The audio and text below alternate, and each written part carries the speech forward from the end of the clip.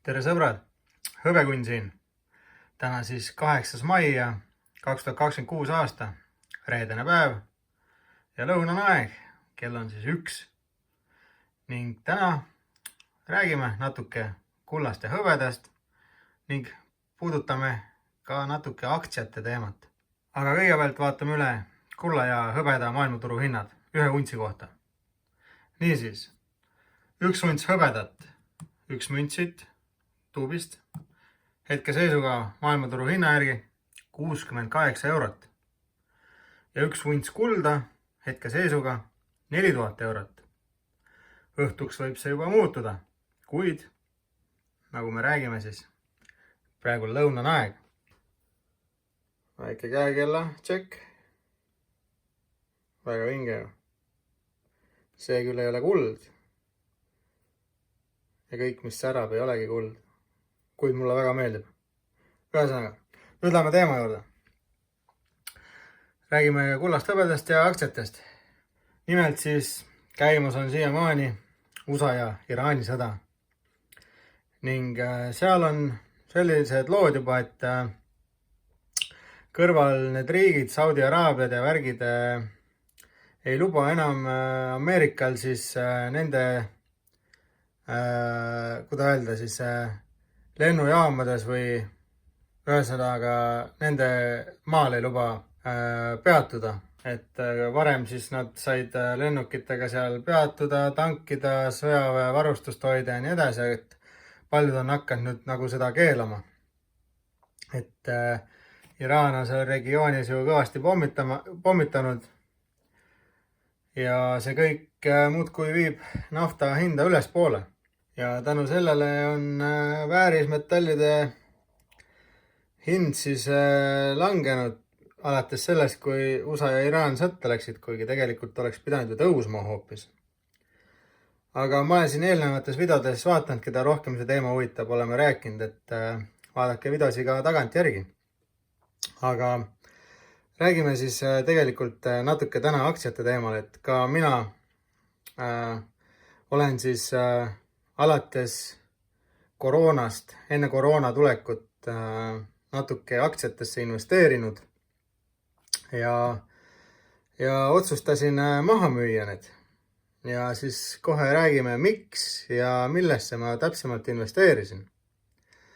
Ja kindlasti ma ei ole mingisugune, kuidas öelda, investeerimiskuru nüüd selle aktsiamaailmas.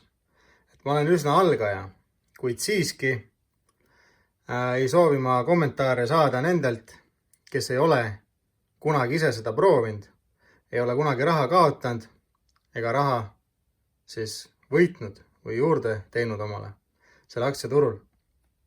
Et kõik, kes seal maailmas on ise sees olnud, võite rääkida oma kogemustest, mis teil halvasti läks, mis teil hästi läks, aga niisama targutajad, see võib-olla tasub lihtsalt siis kuulata ja teiste vigadest õppida või mis teistel hästi läks. Aga räägime natukene siis ühesõnaga. Mina alustasin oma aktsia seda siis koroona ajal, no natukene ennem. Ja esimene aktsia, millesse ma proovisin üldse investeerida, oli seesama Tesla, maailma suurim elektriautode tootja siis.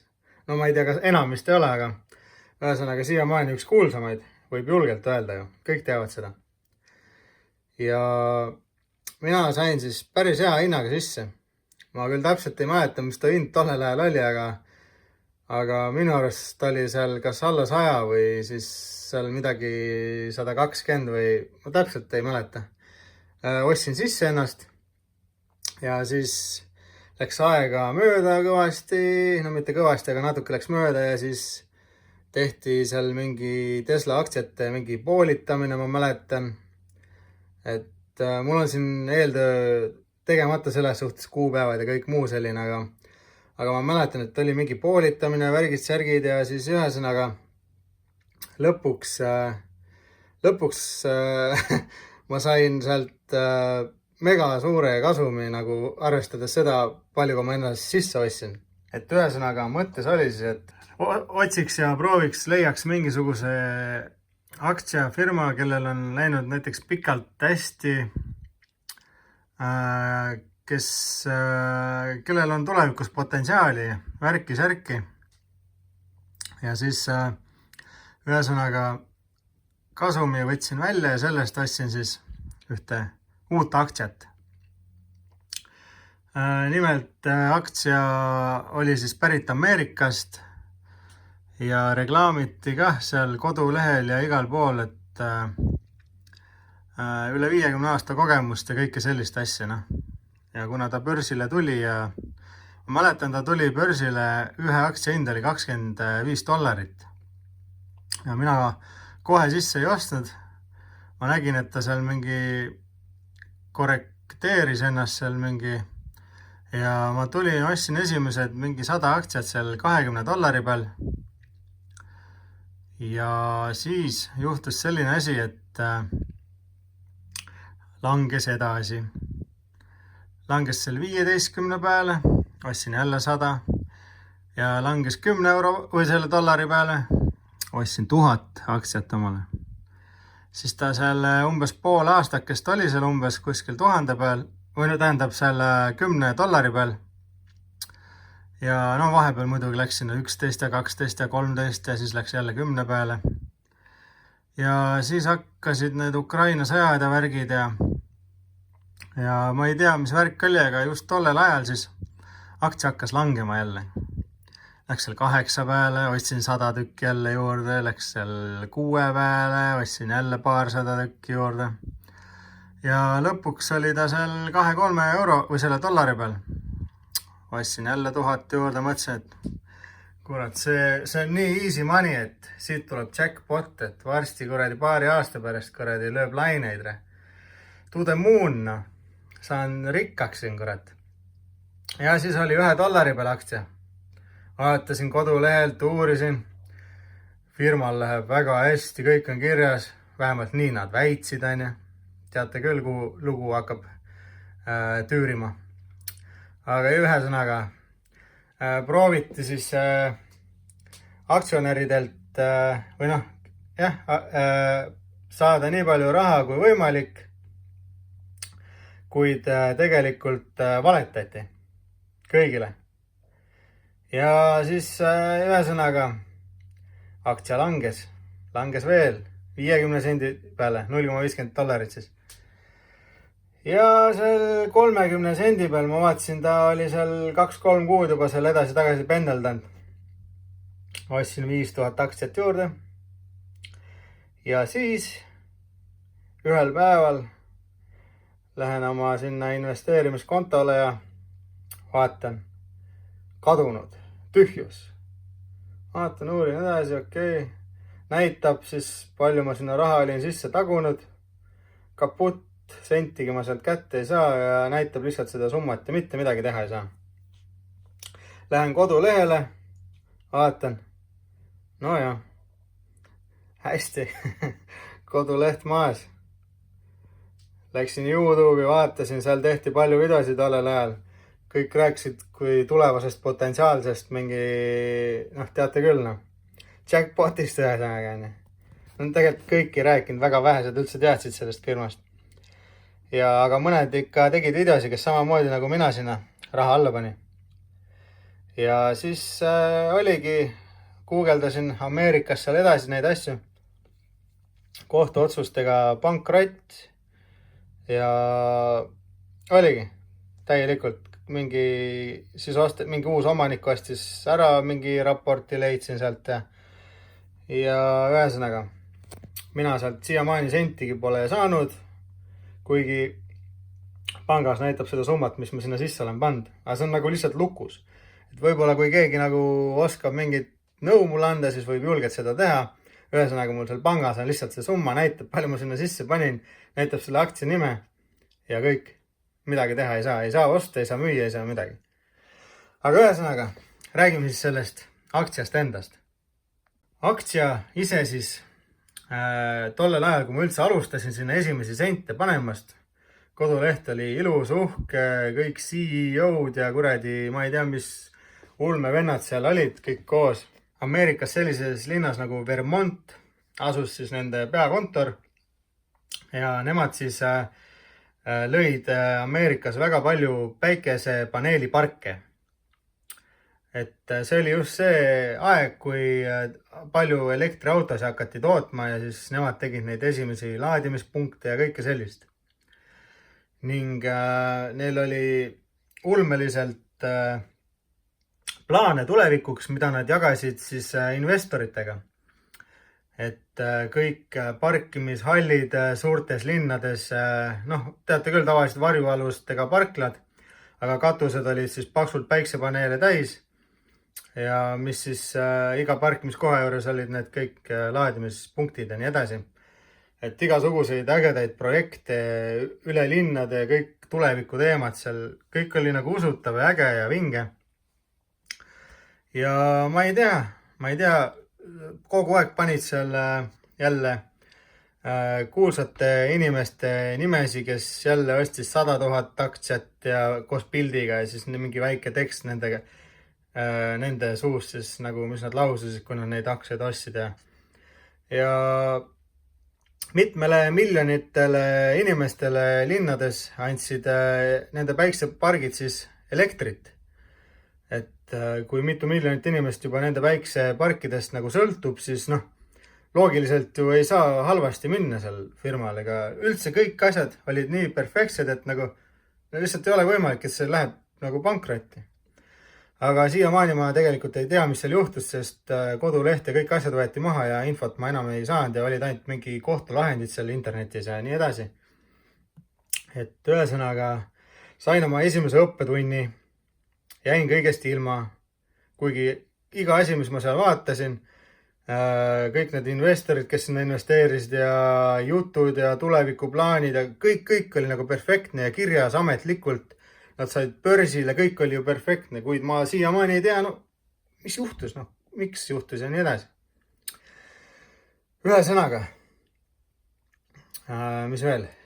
Jah, sealt ma sain siis oma esimese õppetunni ja suure kaotuse. Ja tollest ajast peale ma sain aru, et langevat nuga pole mõtet püüdma hakata. Et kui te näete, et miski on täielikus languses, siis ei ole teil seda mõtet tegelikult püüdma hakata.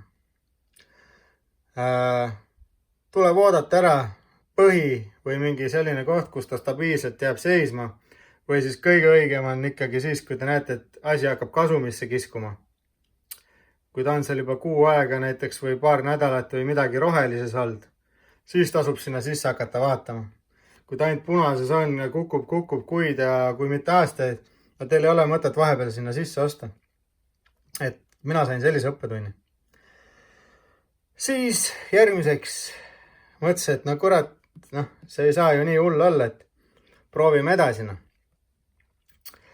Aasta oli siis, ma isegi ei tea, äkki oli 22, 23 või ma võin nüüd siin eksida, aga igastahes mõtlesin, et kuna ma olen ju üle 15 aasta ise väärismetallidega tegelenud ja usun nendesse siiamaani, siis ma mõtlesin, et huvitav, kui aktsiad maailma jälle tagasi minna, et millesse võiks investeerida. Mainin ära teile selle, et kuld ja hõbe on ju alati olnud selle jaoks, et teie vara säilitada, kui paberraha väärtus langeb.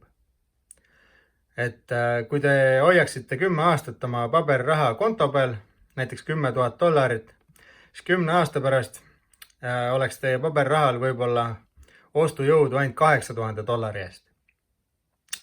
Küll aga väärismetallid ostavad või hoiavad oma seda väärtust ning 10 aasta pärast on teil ikkagi kas $10,000 eest väärismetalle või siis tolle aja peale võib teil isegi olla väga hästi läinud ja on isegi äkki $15,000 või $20,000 eest midagi. Seda me ei tea. Küll aga jah, väärismetallid on vara säilitamiseks, mitte kiiresti rikkaks saamiseks. Nüüd aga lähme aktsiate juurde. Jah, aktsiad on tegelikult, aktsiatega on võimalus kiiresti rikastuda. Aga samas teil peab olema ka palju raha selle jaoks. Muidugi on ka erandeid olnud, jah, et kes on pannud seal mingi ma ei tea, 5000 või 10 000 sisse kohe alguses, kui firma on mingi börsile tulnud või mis iganes, mingi uus värk ja tohutu koguse aktsiaid omale saanud selle eest ja siis midagi on juhtunud ja lihtsalt to the moon on pannud see aktsia või midagi. No on ka selliseid lugusid. Aga ühesõnaga, üldiselt ikkagi, kui rääkida, siis aktsiatega on võimalik rikastuda küll, kuid väärismetallid ei ole kiirelt rikastumise võimalus. Selle ma pean teile lihtsalt ära mainima. Niisiis, ma mõtlesin, et kuhu kasutatakse hõbedat.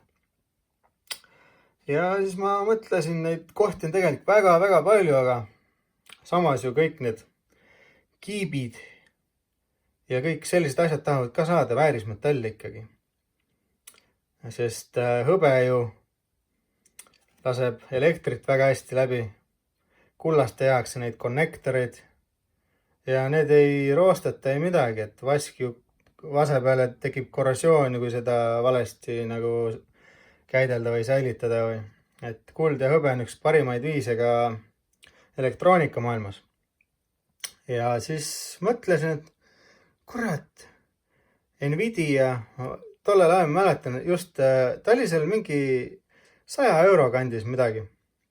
Mõtlesin, et kurat, Nvidia, endal ka kõik arvutid, värgid Nvidia kiipidega alati olnud ja kõik värgid-särgid, et tundub hea. Ja siis ma mõtlesin, et samas, kurat, mis ma üldistan siin, et kurat, kõik nagu seda sama Nvidiat ainult kiidavad, investeerivad sinna igal pool, räägivad sellest. Nojah, et võib-olla siis pigem selline inimeste kära, et ma näen küll, et ta tõuseb tulevikus, aga kas ta võib olla see number 1? Siis mõtlesin, et kurat, aga tal on seal väike vend kõrval ju, AMD, graafikakaartid, värgid. Mõtlesin, et kurat, uurisin, vaatasin, AMD oli palju odavam. Ja siis mõtlesingi, et kurat, aga nad mõlemad üle maailma kuulsad, ühed lihtsalt eelistavad Nvidiat, teised AMD-d, et kurat, siin võib-olla nüüd nutiajastul siin, hakkab siis nagu see ralli pihta ja võistlemine, kes saab selle esikoha, seda ei tea, aga nagu mõlemaid on vaja ja kindlasti mõlemad teenivad ka tulevikus suurt kasumit. Ma mõtlesin tollel ajal niimoodi. Ja siis sai AMD-sse sisse ostetud ja ühe aktsia hinnaks tollel hetkel oli siis $70, kui mina sisse ostsin. Ja ma ostsin päris hea koguse isegi. Ja siis eile või üleeile müüsin oma kõik aktsiad maha. Ja näiteks kõige suurem osalus mul oligi AMD-s ja AMD ühe aktsia hinnaks oli kujunenud $300. Et mina ostsin 70 peal sisse ja 300 peal müüsin maha ehk siis $230 ühe aktsia peal puhast kasumit. Et see oli päris hea minu jaoks. Ja ma nüüd räägin võib-olla, et miks ma otsustasin just praegu maha müüa. Nimelt siis võib-olla olete kuulnud, et igal pool räägitakse, et Ameerika on nii suures võlas ja inflatsioonid on nii suured ja dollar kaotab muudkui väärtust. Kõik riigid on hakanud võlakirju ja bonde ja igast asju seal Ameerikas, või nagu Ameerika neid omasi pankade asju müüma vaikselt. Et kõik arvavad, et Ameerika võib kaotada selle dollari, kuigi ma ei tea, kas võib meil tulla mingi digiraha või siis jääb mingi dollar, keegi ei tea, mis saab, Ühesõnaga, me oleme paljudes videodes seda arutanud ja rääkinud. Aga ühesõnaga inimesed on hakanud maha müüma, riigid, just suured pangad, siis nende võlakirju ja asju. Niisiis hakkasin mina vaatama neid kõiki skaalasi seal 100 aasta jooksul ja et kuna on olnud aktsiaturu crashid siis, nagu kokkukukkumised, vaatasin, võrdlesin neid kõiki seal värke-särke ja kuna maailmas on nii kehvad ajad ja kõike muud arvestada, inflatsiooni asju ja vaatasin, kuidas sellisel halval ajal nagu on võimalik, et aktsiaturg buumib lihtsalt ja buumib jõhkralt. muudkui teeb uusi rekordeid ja rekordeid, aga maailmas on nii halvad ajad tegelikult. Paljud räägivad, et on hull head ajad, aga tegelikult kui sa hakkad süvenema seal kõikidesse skaaladesse, asjadesse, mida riigid teevad, miks nad ostavad tohututes kogustes kulda kokku, siis sa saad aru, et midagi on nagu mäda. Küll aga me keegi ei tea, mis juhtub homme, mitte keegi meist. Vahet ei ole, kelle kanalit sa vaatad või mida sa vaatad. Üks võib rääkida, et jah, siin järgmised 10 aastat tootavad ees mingi räigi aktsiaturu buum, on ju. Teine ütleb, et kuradi kohe-kohe kukub aktsiaturg kokku. Et ühesõnaga, mina ei tea, mis juhtub, kuid mida ma teile öelda tahan, on see, et mina siiski arvan, et midagi halba võib juhtuda. Sest alati enne, kui juhtub midagi halba, mingi väga suured tõusud on millegi pärast. Ja need suured tõusud on väga hullud ja siis järsku, buum, ja jääbki kukkuma. Ühesõnaga, mina mõtlesin, et katsetan siis ära. See jääb minu YouTube'i kanalile alles, selles mõttes, et seda on tulevikus hea vaadata, kas ma tegin õigesti või valesti. Ühesõnaga, miks ma siis müüsin? Mina müüsin sellise eesmärgiga, sest ma müüsin kõigi aegade tipus. Kui sa võtad selle samus AMD, mille ma maha müüsin $300 peal, ostes sisse 70 peal. Kui sa vaatad kogu ajalugu sellel aktsiaturul, sellel AMD-l, siis AMD aktsia on praegu aegade tipus, kõigi aegade tipus. Ta vist seal mingi päev nüüd eile või isegi käis seal mingi $304 või midagi oli. Mina müüsin 300 peal maha siis. Ühesõnaga, mina tulin välja tipus. Nüüd aga, see tipp, kus ma välja tulin, see ei pruugi tipuks jääda. Nimelt siis on paljud spetsialistid ka internetis arvanud, et järgmised 5 aastat buumivad need samad Nvidiad, AMD-d ja kõik sellised asjad. Sest praegu käib tohutu võistlus AI maailmas, kes saab selleks järgmiseks number 1 riigiks, kus hakkab kõik toimuma sellel teemal ja nii edasi, et käib tohutu võistlus tegelikult selle AI teema pealt. Ja ennustatakse samamoodi seda sama AMD ja Nvidiat, et see võib alles algus olla, et see võib siin 5 aastat uusi tippe muudkui püüda ja püüda. Aga nagu ma ütlesin, teeb, mis ta teeb, seda ma näen tulevikus. Ta võib samamoodi nüüd selle 300 pealt nüüd muudkui kukkuda ja kukkuda. Et nagu ma ütlesin, mina sain oma kasumit kätte. Muidugi, ma võisin müüa alles pullituru alguses. Mõtle, kui nüüd järgmise 2-3 aastaga sellest $300 ta sõidab sinna tonni peale, siis tuleb mingi poolitamine ja kimab muudkui üles edasi. Siis eks ikka jääb see hinge närima. Kuid ma tulin välja ikkagi enda jaoks suure kasumiga, mitte miinusega. See on minu jaoks kõige olulisem. Nüüd aga, kui oleks vastupidi läinud, ma poleks maha müünud ja oleks muudkui kukkunud sealt $300 pealt alla ja alla ja alla ja alla ja ma poleks müünud ja oleks tagasi jõudnud sinna $70 kanti, kus ma sisse ostsin. Ja kui oleks tollest veel allapoole läinud, siis kõik need aastad põhimõtteliselt oleks ju raisku läinud. Sest ma ei teeninud mingit kasumit ega mitte midagi ja ma ei võtnud õigel ajal välja ja seda ei teagi kunagi välja võtta selliseid asju. Küll aga, ühesõnaga, ma võtsin oma kasumid välja. Ja arvestades kogu maailma seda seisu, siis teeb, mis see hõbe teeb, langeb ja siis jälle tõuseb, et see on väga ebastabiilne. Kuid mina arvan siiski, et 1 unts hõbedat, 1 mündike siit kinnisest tuubist peaks olema hetkeseisuga väärt vähemalt $175 või eurot, tegelikult otsust minu jaoks vahet ei olegi. See oleks miinimumhind sellise inflatsiooni juures. Ja mina arvan, et $250-300 järgmise 5 aasta jooksul pole mingi suur eesmärk hõbeda jaoks. Muidugi, ma räägin, et ennustada ma ei oska ja ei tea, mis juhtub ka, vaata. mina räägin, mis mina arvan või mis mina teen. Ja siis ühesõnaga panustangi metallidesse oma kasumid. Vaatan vaikselt, korraga ei tasu kunagi sisse osta ja tasapisi iga kuu natuke midagi ja vaatame, kuhu jõuame või mis me soetame. Vahepeal võib-olla näitan teile ka midagi vinget, mis ma olen juurde soetanud. Et mina näen, et väärismetallide hinnad on veel liiga all võrreldes sellega, mis nad peaksid olema nii suurte inflatsioonide ja sõdade juures. Ja mis ma tegelikult siia videosse tahtsin veel ära mainida, et võib-olla mõni mainib, et aga miks sa ei proovinud näiteks naftat osta, kui nüüd see sõda hakkas. Siis tegelikult selles suhtes on lihtne. Minu arvamus on see, et kuna petrodollari ühe barreli hinnaks on, ütleme lihtsalt ajaloo keskmiselt niimoodi $60-70 olnud ja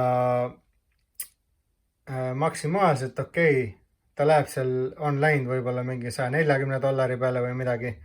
No mul on see eeltöö täpselt tegemata, aga ma räägin nüüd umbes niimoodi, et 140 peale näiteks, et siis ta on sealt 70 pealt kahekordistanud enne. Aga samamoodi ta võib minna 30 peale alla. Aga nüüd, ühesõnaga, kui see sõda hakkas, noh, okei, kui sa oleksid saanud veel tollel hetkel 70-ga sisse ostetud, oleks päris hea olnud. Kuid sa ei tea, kuna see nüüd langeb.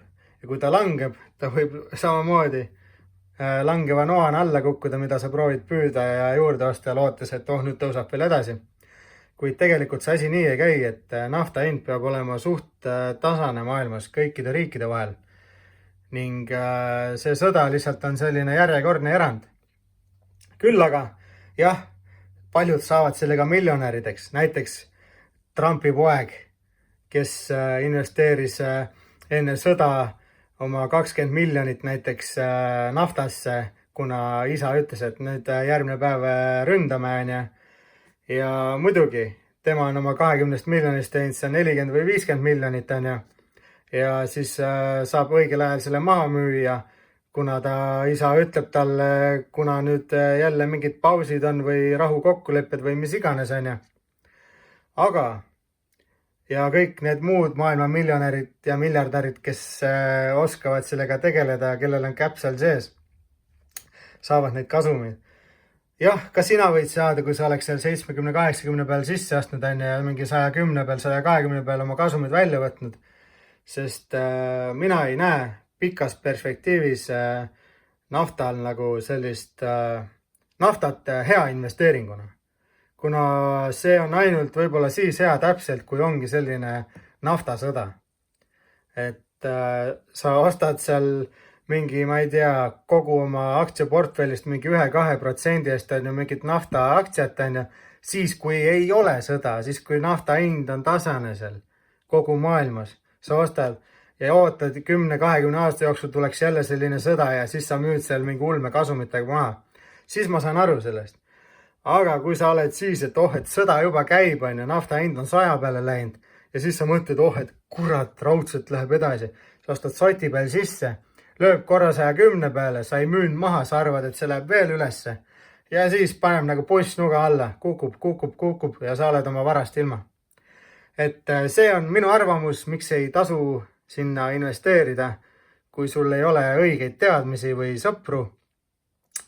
Ja vot nii on. Aga see on minu arvamus.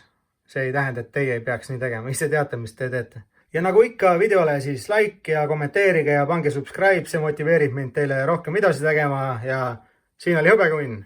Tšau!